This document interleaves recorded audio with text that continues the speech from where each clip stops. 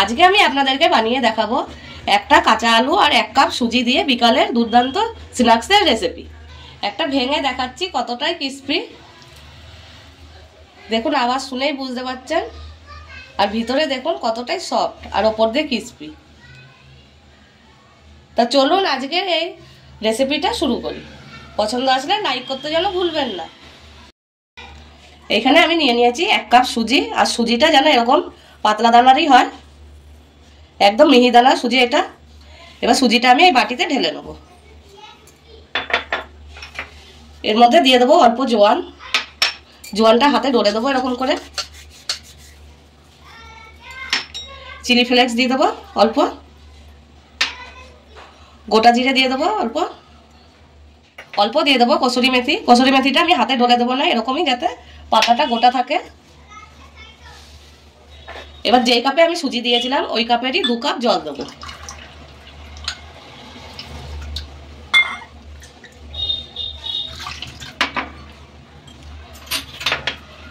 দিয়ে এটা আমি গুলে নেবো।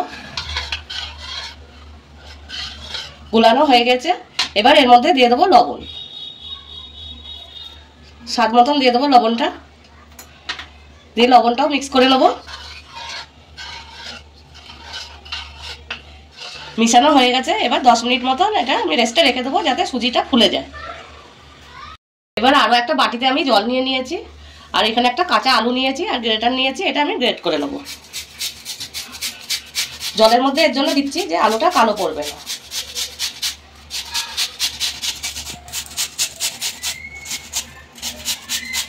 আলু গ্রেট করা হয়ে গিয়েছে। এবার এই আলুটাকে আমি ভালো করে ধুয়ে নেবো।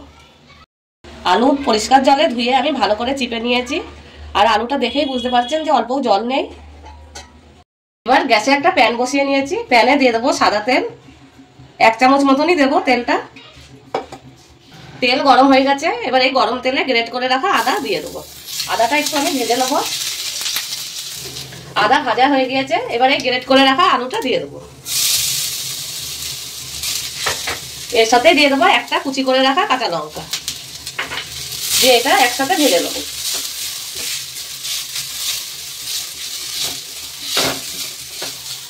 আলুটা ভাজা হয়ে গেছে। বেশি ভাজতে হবে না, 2 মিনিট মতন ভেজে নিলেই হয়ে যাবে। এরকম করেই ভাজতে হবে। এবার যে সুজিটা আমি ভিজিয়ে রেখেছিলাম ওই সুজিটা দিয়ে দেবো।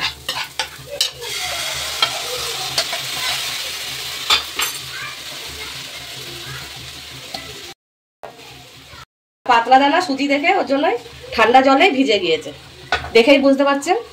আর যদি আপনাদের কাছে পাতলা দানা সুজিটা না থাকে, যদি মোটা দানার থাকে, তাহলে মিক্সিতে একটু ঘুরিয়ে নিলেই হয়ে যাবে।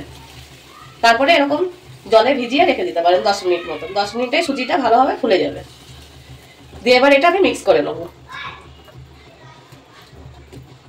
সুজিটা অনেকটাই শুকিয়ে এসছে। এরকমই আস্তে আস্তে শুকাতে শুকাতে একটা আটার ডোর মতন তৈরি হয়ে যাবে। এটা মিশাতে মিশাতে দেখুন আটার ডোর মতন একদম তৈরি হয়ে গেছে। এরকমই যখন আটার ডোর মতন হয়ে যাবে তখনই আপনারা বুঝবেন যে হ্যাঁ মিশ্রণটা পুরোই তৈরি হয়ে গেছে। এবার নামিয়ে নেব। এই প্লেটে রেখে নেবো। এবার একটুখানি এবার এটাকে ঠান্ডা হতে দেবো। ওই 5 মিনিট মতন ঠান্ডা হতে দিলেই হয়ে যাবে। অল্প ঠান্ডা হয়ে গিয়েছে। এবার এই মিশ্রণটা থেকে অল্প অল্প নিয়ে নেবো, নিয়ে এরকম গোল করে নেবো। দিয়ে 2 হাত দিয়ে এরকম গোল করে নেবো, দিয়ে একটু এরকম চ্যাপটা করে নেবো। এরকমই করে নেবো। এখানে সবকটাই আমি তৈরি করে নিয়েছি, আর দেখুন দেখতে কতটাই ভালো লাগছে। এবার এখানে আমি আরো একটা বাটি নিয়েছি। এই বাটির মধ্যে দিয়ে দেবো এই চামচের 2 চামচ আটা।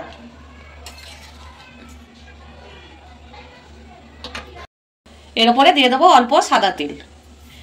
এই সাদা তিলটা আপনাদের কাছে থাকলে দেবেন, না থাকলে স্কিপ করতে পারেন।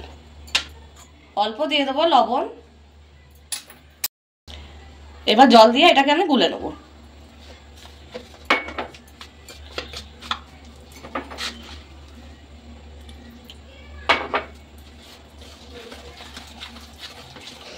আটাটা গুলে নিয়েছি।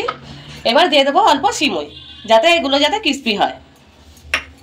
এটাকে ভালো করে গুলে নেবো। আর মিশ্রণটা রাখতে হবে এরকমই, এরকম যাতে চামচের গায়ে একটা কোট আসে। এবার এই বলগুলো আমি এই আটার ঘোলের মধ্যে ডুবিয়ে নেবো। দিয়ে একটা কাঁটা চামচ নিয়েছি, কাঁটা চামচ দিয়ে এরকম কোট করে নেব। দিয়ে গরম তেলে ছেড়ে দেবো।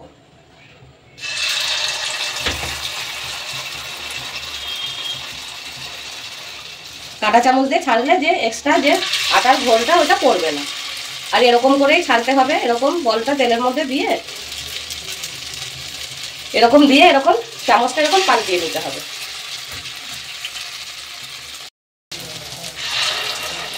তা আমার রেসিপিগুলো যদি আপনাদের ভালো লেগে থাকে তো আর আমার চ্যানেলে যদি নতুন হয়ে থাকেন তাহলে চ্যানেলটা সাবস্ক্রাইব করে দিয়ে পাশে থাকবেন। আর ফেসবুক থেকে দেখে থাকলে পেজটাকে ফলো করে নেবেন। এবার দু সাইড দিয়ে গোল্ডেন ব্রাউন করে ভেজে নেব। আর ওরকম করে দেওয়াতে দেখুন, দেখতেই পাচ্ছেন যে এক ফোঁটা কিন্তু যে আটার মিশ্রণটা আছে ওইটা পড়ে যায়নি।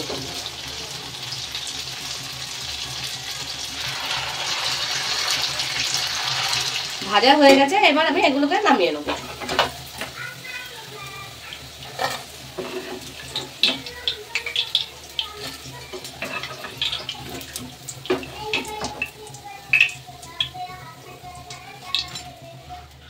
বাকিগুলো একইভাবে ভেজে নেব।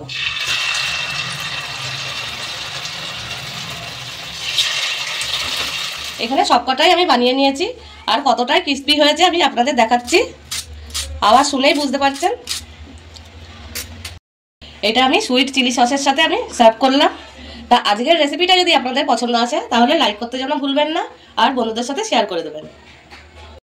একটা ভেঙে দেখাচ্ছি কতটাই ক্রিস্পি, দেখুন আওয়াজ শুনেই বুঝতে পারছেন।